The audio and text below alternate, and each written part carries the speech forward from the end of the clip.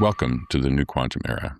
I'm your host, Sebastian Hassinger, and I am so excited about this episode because as soon as I saw this research paper, I knew I had to have our next guest on the podcast. Quantum physics is possibly the most abstruse subject in existence, certainly in science, where debates over the interpretation of why quantum physics even works have raged on since the days of Heisenberg and Schrödinger. Given its impenetrable, mysterious nature, it's no wonder that quantum can become a kind of blank canvas on which we can project some of our crazier ideas. When legitimate scientists debate over whether nearly infinite parallel universes exist, spawned continuously every time any coherent quantum state collapses into a single classical state in one universe and another classical state in a brand new universe seemingly complete and inaccessible to us, is it any wonder that any number of pseudoscience, new age, sci-fi, and sometimes just downright crazy ideas get the word quantum slapped on to dress them up with a kind of fake legitimacy? This type of undisciplined use of quantum concepts took off in the 1970s, unsurprisingly, with the idea that consciousness causes collapse being tied to the transcendental meditation practiced at Esalen, and has led to commercial products, books with titles like Quantum Healing and films like What the Bleep Do We Know, produced, by the way, by the Ramtha School of Enlightenment, founded by one J.Z. Knight, a channeler who said that her teachings were based on a discourse with a 35,000-year-old disembodied entity named Ramtha. This stuff, which physicist Murray Gell-Mann called quantum flapdoodle, can be seen as mildly amusing, a cynical ploy to separate people from their money, or an impediment to the progress of expanding our understanding through real disciplined science. The dependability of the market demand for the quantum flapdoodle is, however, a product of the insatiable human desire to understand our universe and ourselves. Core to the human experience is our consciousness, our very experience of being, and a common subject of quantum flapdoodle. However, scientists have had an intuition that there may be some actual relationship between quantum physics and human consciousness nearly from the beginning of the field, with the idea that consciousness causing collapse tracing back to the 1930s. My guest today has been focusing on the quantum nature of consciousness in a very serious, scientifically rigorous way. His recent paper, Macroscopic Quantum Effects in the Brain, New Insights into the Fundamental Principle Underlying Conscious Processes, published in Frontiers of Human Neuroscience, lays down a firm scientific framework for his theory. He's the founder of the DIWIS Research Institute in Germany. His name is Joachim Keppler, and he's a theoretical physicist with a PhD in quantum field theory. His work focuses on the scientific exploration of consciousness, pursuing an interdisciplinary approach that combines physics, neuroscience, and philosophy of mind. I find his work absolutely fascinating, and I hope you will too.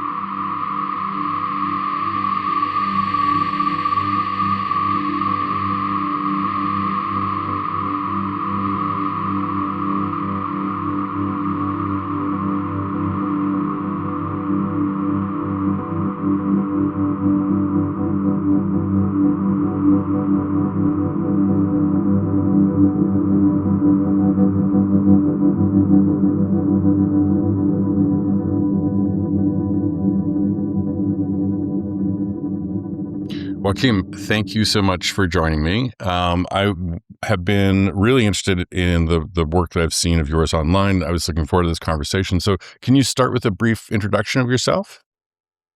Sure. First of all, thank you very much for the invitation. It's a pleasure to talk to you.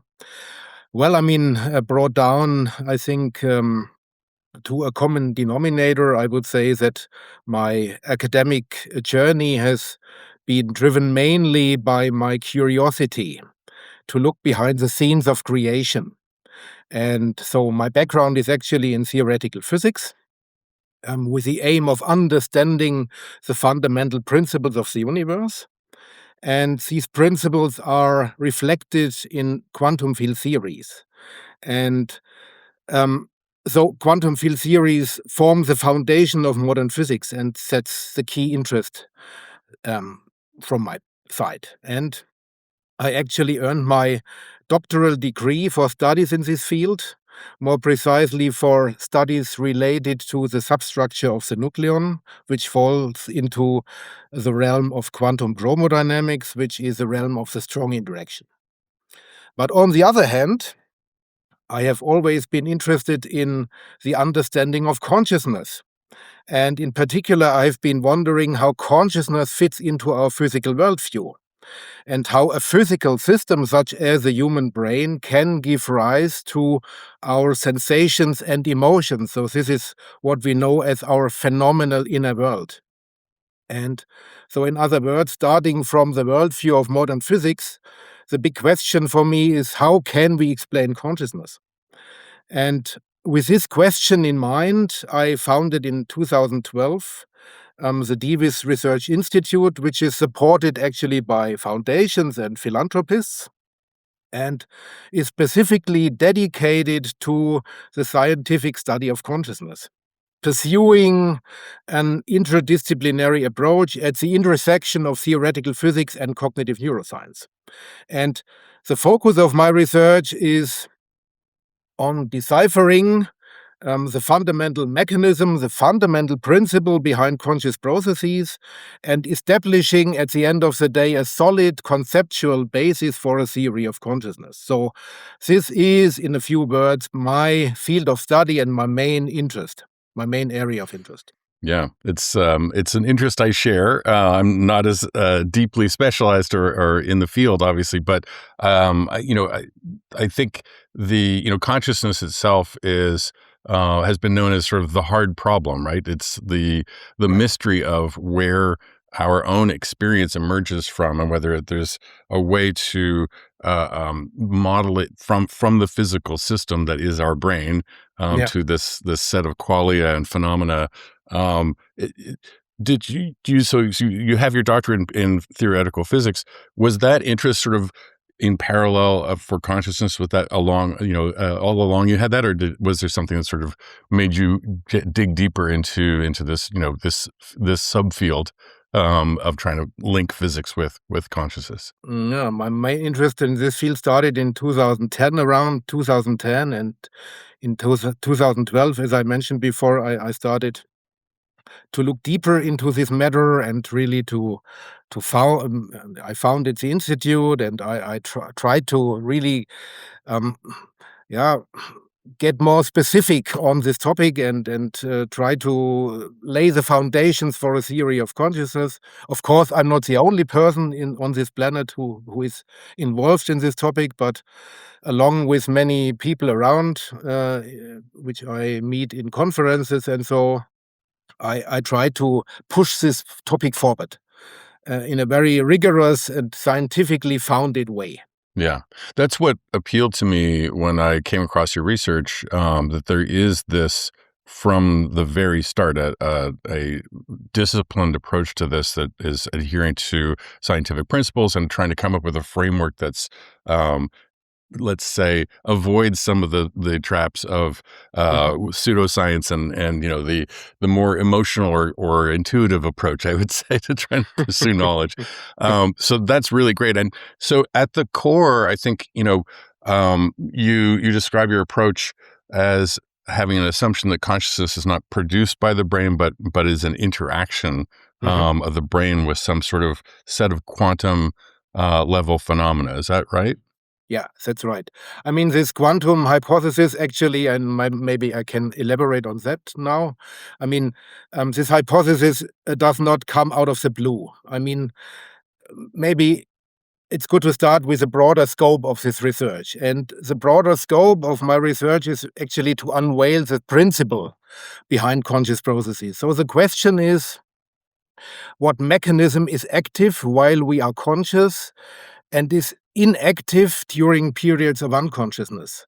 So in a broader context, one may ask whether there is a universal principle that distinguishes conscious processes and conscious systems from non-conscious systems. And if so, what does this principle look like? And now, regarding these questions, we already know a lot of neurophysiological details about the formation of conscious processes. And the knowledge we have tells us that at the macroscopic level of the brain, there are highly synchronized long-range activity patterns that are induced by phase transitions and display very specific dynamical characteristics, namely collective behavior and the key characteristics of self-organized criticality. And now, these findings at the end of the day lead us directly into the realm of quantum field theory, because it's quantum field theory that provides us with the appropriate methodological resources for explaining phase transitions and understanding collective behavior in many body systems. So, as a physicist, following the clues means that you immediately realize that quantum electrodynamics is the appropriate framework for the study of conscious processes. And for this reason, at the end of the day, my research now focuses on quantum electrodynamics. This is a fundamental theory of the electromagnetic interaction. And I'm doing this with the aim of gaining deeper insights into the functioning of the brain and specifically into the principles behind conscious processes. So that's the main journey, the main reason why I'm doing this, because there are many clues, there are many details already available, scientific evidence, and following the clues leads us to the realm of quantum field theory. Right, right. And I suppose also there's just the intrinsic knowledge that the neuronal activity in the brain is chemical. It's driven by ionic interactions, chemical interactions, and chemistry is quantum. So whether whether quantum is present in the operations of the brain is not a question. It's you're looking for the explanation of the conscious state versus the unconscious state of the brain. What's the switch that's turning on and off, if you will? That's exactly. And it is, and we come, I think, now to this very specific mechanism. It has a lot to do with macroscopic quantum phenomena. So what you're referring to is basically the underlying substrate, the chemistry in the brain. So that's intrinsically quantum in a way, But now, interestingly, there are on top of that level macroscopic quantum effects that do the job, so to speak, and that are now very important for the understanding of conscious processes. And in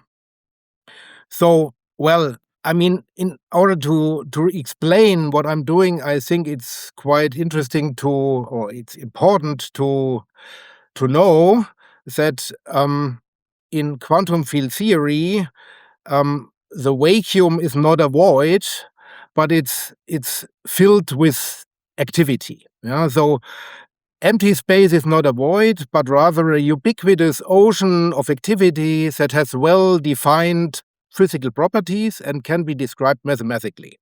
So that's the basic vantage point for my research.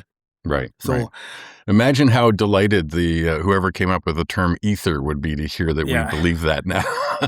But now it's a more scientifically advanced understanding of this ether, and we are now talking about this all-pervasive ocean of activity, which is termed the zero-point field.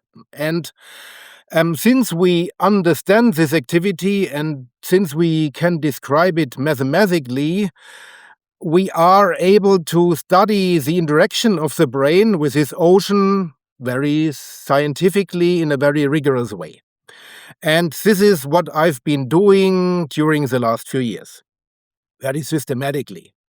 And the outcome of this work is extremely revealing. So, namely, it demonstrates that the dynamical characteristics of conscious states, as I mentioned before, these highly synchronized activity patterns that display the characteristics of self-organized criticality. These characteristics can be very clearly understood on the basis of the coupling of the brain to this omnipresent field, to the zero-point field. So there is a resonant interaction that can be mathematically described, and when you follow the path, you see immediately that this indirection leads to these dynamical characteristics. So the 0-point field actually turns out to be the key driver behind the formation of those activity patterns that are associated with conscious states. And this supports, in a way, the hypothesis that the 0-point field plays a central part in the formation of conscious states. And this may be the key principle that lies behind the formation of conscious states, namely the brain 0-point field coupling. So this is a very clear outcome of my research and a consequence of this study of the dynamical interaction between this omnipresent field and the brain. That's incredible. And what you're describing, macroscopic quantum phenomena or behaviors, is that in any way? I mean, it immediately reminded me of research I've heard about in the field of quantum gravity, where there is both an experimental and a theoretical effort to try to bridge the theory of gravity, the behavior of gravity at the quantum level. Is that? Do you see a parallel there in some way?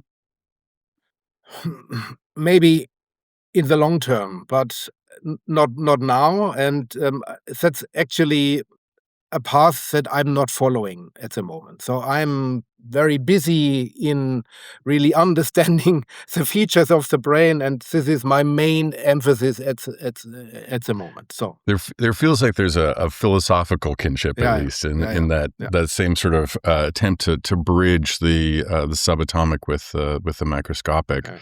I mean, you're a theoretical physicist by training, but it sounds like you're talking about the patterns in the brain that indicate consciousness. So there's an experimental aspect to your work as well, I assume. Not in my work. I mean, I interpret the empirical data and the available body of empirical evidence. So I myself do not measure anything. I'm just try to make sense of the empirical data and convert, so to speak, the data into a viable model. And try to understand the principles that explain the data. Right. Yeah. And I suppose if you get to a stage where you want to test the predictive model, you could then help inform the design of an experiment. Absolutely. Though the outcome of my work now, interestingly, leads to new experimental paradigms. Since I'm now the one who, at least theoretically, claims to have unveiled this underlying principle, this will now lead to new experimental paradigms, to new proposals to really scientifically verify this principle. And so this again is closing the loop to the experimental side. But I myself will not be the one who performs the experiments. Strapping on the electrodes, You could be a subject of an experiment, though. That's right. So this is incredibly fascinating. I understand sort of the proposition, the hypothesis that there's the consciousness emerges out of the interaction of the brain with the 0-point field. What do you have sort of a game plan for testing aspects of that through specific interpretation of specific sets of data or behaviors within the brain? Yeah, I mean, there are two main strategies that would be now relevant on the experimental side. I mean, first of all, there are two options. I mean, first of all, the calculations I performed have a clear. They lead into this direction. They demonstrate that this interaction is viable. They demonstrate the feasibility of these macroscopic quantum effects in the brain. Now, one important next step would be to really show on the basis of new experiments that this interaction actually takes place. So one option to do that would be to demonstrate macroscopic quantum coherence in the molecules that speak with the 0-point field, namely the neurotransmitter molecules. Most dominantly glutamate, which is the most dominant and the most abundant neurotransmitter in the human brain. So the neurotransmitters are the molecular links to the 0-point field, and it's a coupling molecule, so to speak, that are involved in this coupling game.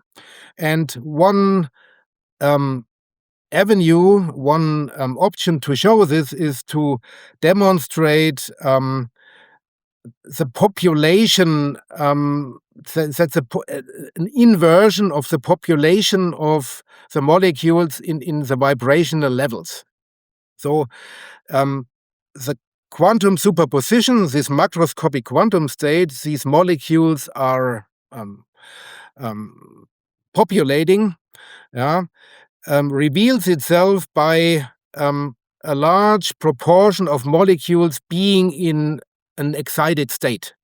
And this can actually be measured. There are efficient methods that can be used to obtain robust indicators of macroscopic quantum coherence in biological systems. And now, going along this path would be one option to really demonstrate this coupling of the molecules to the 0-point field. And the next option would be more indirect, namely the measurement of a phenomenon that accompanies the emergence of macroscopic quantum states. And this concomitant phenomenon is the emission of photon pulses. This is the so-called biophoton emission, which arises as a result of the energy reduction of the collective state of the molecules compared to the classical state.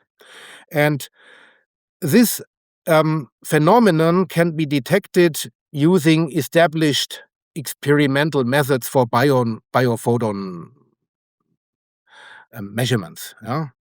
And I should maybe say that there are already now positive results showing already now that the glutamate pool in the brain is the source of biophoton emissions. So there is already now a strong indication that this coupling really is relevant. And these are maybe from my point of view, that's the two options that are now relevant for really establishing more experimental evidence for this 0-point field coupling to the brain. Right. Biophoton emission, is there any skepticism about that being quantum in nature? Is there any classical explanation for that? It seems like, an electron emitting a photon, it has to be a quantum behavior. And, it wouldn't seem controversial. I mean, I understand you're saying It's now experimentally verified, but was it ever a sort of controversial idea? No, it's not so controversial, but these emissions are characterized. The emissions are typically characterized by a certain spectral composition, and this needs to be verified. So a macroscopic quantum system that loses energy in this process of establishing a quantum superposition has a certain characteristic in really emitting these photons, and you need to show this characteristic. So just measuring photons is not enough.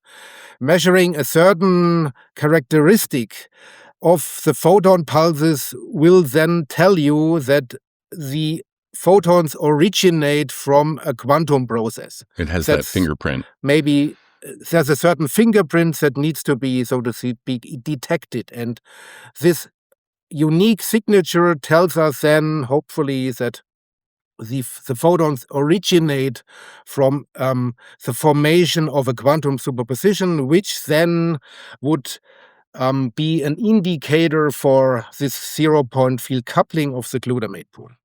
Right. Fascinating. So there's my mind is sort of whirling. It's really, I mean, it's amazing to me that we're so far past the sort of the objection that the brain is too hot and too wet for supporting quantum phenomena. And we know that there are quantum operations going on, and you're just at the point of trying to find that link. The link, you're implying that it's through superposition or coherent states that interact with the glutamates interact with a 0-point field. What does that? I mean, you also have a philosophy of mind, sort of as part of your overall interdisciplinary mix of skills. What does that sort of feel like from a philosophy of mind perspective about the nature of consciousness, that it is probabilistic and based on these quantum states in some way? We don't know the degree to which that's translated, but it sort of implies that some remnant of superposition is in our conscious state in some way. Yeah, I mean, first of all this, what I've been talking about, tells us that the 0-point field itself may be the key to the understanding of consciousness. So obviously, this coupling of a system to this omnipresent field is a key to the understanding of consciousness. Without the coupling, this superposition falls apart, and all these concomitant effects, namely also self-organized criticality, will fall apart. And this is what we observe under circumstances of unconsciousness. So when all this falls apart. And so this leads us into the right direction that actually the 0-point field holds the key to the understanding of consciousness. Any system that is capable of coupling to the field has a potential to form conscious states, while all those systems that do not couple to the field are not conscious. And well, then metaphysically or philosophically, this may lead us into the direction to really understand this field not only as an energy field, but as, I call it, a dual aspect field with a psychophysical nature. Namely, it tells us, that's my personal point of view, that this field is not only a physical field, it's more than that. It's obviously also the basis, the substrate of consciousness in the universe. And every system that is capable of coupling to this substrate of consciousness is able to form conscious states. Right. That's my personal take. Yeah. And I assume, I mean, it seems if that theory is valid, then there would be some sort of threshold of complexity of the system required to actually have consciousness emerge. It has to have self-reflectivity in some way, because otherwise there is no self-awareness, right? Which Definitely. There is a certain level of complexity below which there is no coupling, and above that level, there is a macroscopic quantum state that this system can enter into while it couples to the 0-point field. So this it's like a dynamical orchestrator of the system activity. And this, at the same time, it's the source, the ubiquitous source or the substrate of consciousness, which we tap into in a way. So that's my philosophical take on that. Yeah. Well, I mean, that's what I appreciate about this conversation, is that, there needs to be that sort of set of intuitive positions taken in order to formulate a hypothesis, in order to create a scientific framework to test that hypothesis, right? There needs to be a full loop from one to the other, I think, which is that's what makes it so incredibly interesting to me. It also, my typical topic on this podcast is quantum computing, and it also raises the question if in the future, with sufficient scale and fault tolerance, if we're going to be able to simulate consciousness with a quantum computer. Like, how complex does the system need to be in order to simulate that many body interaction and have some simulation of consciousness? And would it be a simulation, or would it just be conscious? Yeah, I mean, yeah, as soon as we really understand this coupling mechanism, we can reproduce it in a way, yeah, and build systems that also, via modulating certain molecular concentrations, yeah. So at the end of the day, the brain modulates neurotransmitter concentrations, and this modulation switches the coupling to the field on and off. And now, by really deeply understanding this mechanism, we can reproduce it in maybe an artificial system, and make this system couple to the field as well, and let that system have macroscopic quantum states that are associated with conscious moments. That's not impossible, but we are, I think, in the infancy, in the early stage of the field, and are trying to really understand what's going on when the brain does this coupling. Yeah. And is there any connection in your mind, potentially, between what you're describing, consciousness arising out of, and the interactions that the bacteria, for example, use to in terms of modulating their own density of population or coordination of actions? Because those are chemical signals from one creature to another, essentially. That's not unlikely. I mean, yes, that's actually one of my future projects, hopefully. Yeah. So first of all, I try to really get this topic now deeper. Yeah, try to understand the mechanism in even greater detail. Though that's the first steps now that have been taken, but there is still plenty of work to do. But one future project may be really to expand this understanding to any type of biological system, yeah. And I think there are good reasons to believe that even in lower level biological organisms, there is a kind of coupling to the field which orchestrates the organism, yeah?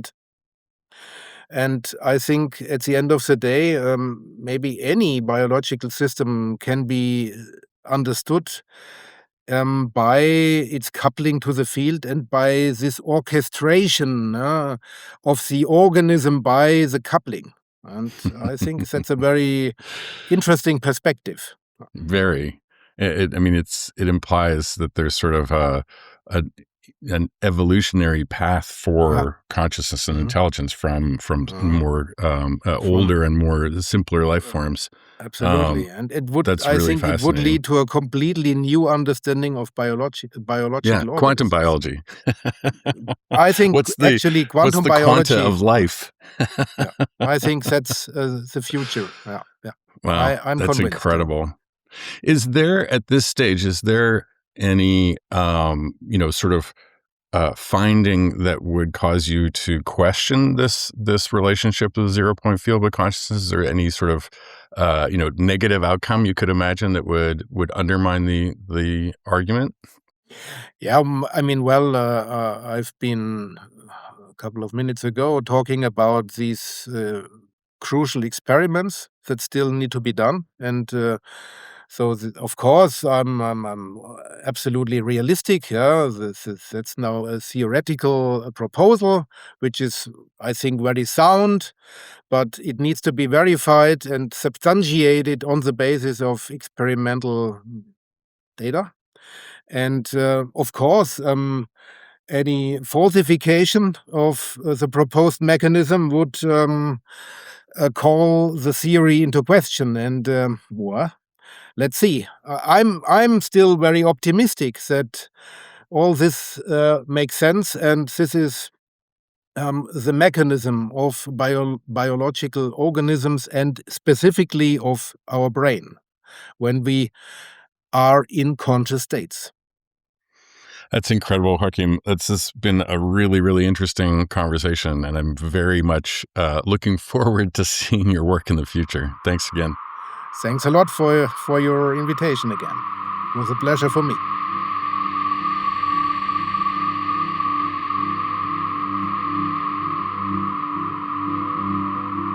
Thank you for listening to another episode of the podcast, a production of the New Quantum Era, hosted by me, Sebastian Hassinger, with theme music by OCH. You can find past episodes on www.newquantumera.com or on Blue Sky at newquantumera.com. If you enjoy the podcast, please subscribe and tell your quantum curious friends to give it a listen.